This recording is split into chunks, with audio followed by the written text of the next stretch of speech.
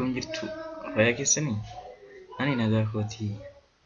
Har'ammoo yeroo darbe viidiyoo irratti akkaataa ittiin dhoksan osoo hin taane akkaataa ittiin isa dhokate baasanii nutti agarsiisi maal kan jedhu koomentii wayii tokko argin ture.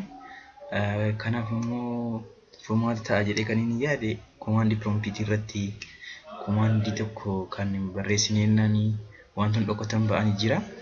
Ishee har'aaf isinitti agarsiisa. Video biraammoo guyyaa biraa qabadheen isinii dhiyaadha. Ishee waadaa isiniif hangalaa. Innis maal isinitti fakkaate? All programming keenya irra deemnee CMD jenna. Ankoree already jira CMD.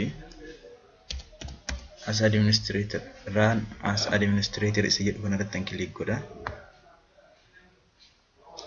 Kana walitti as kanarratti bifa salphaa ta'een sfc/scan now.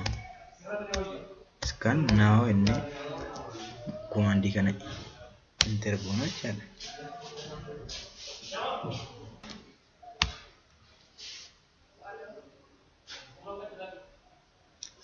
Verification base system scan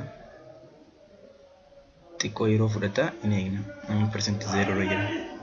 Oh, by one proof a mistake sirba maal sin nafira na wajjin tura.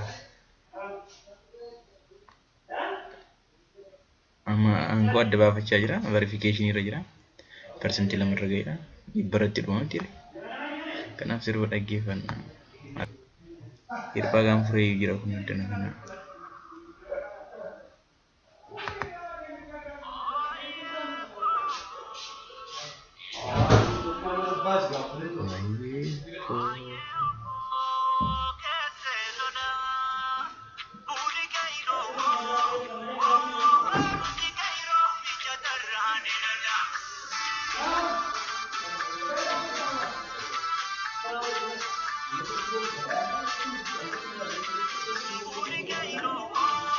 Persentasenya sagal Navera, berbeda.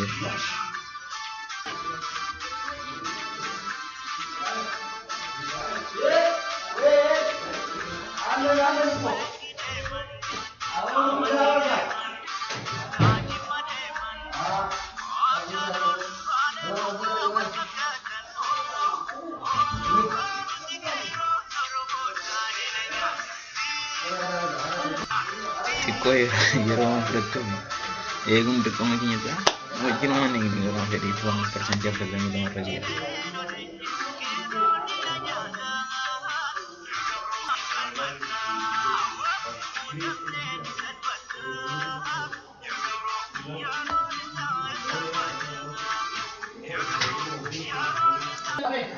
Persentasenya 8 yang bergerak, amma walau wajjin ini dengan dua. Sagaltamii sadii dhibba sila guute amma.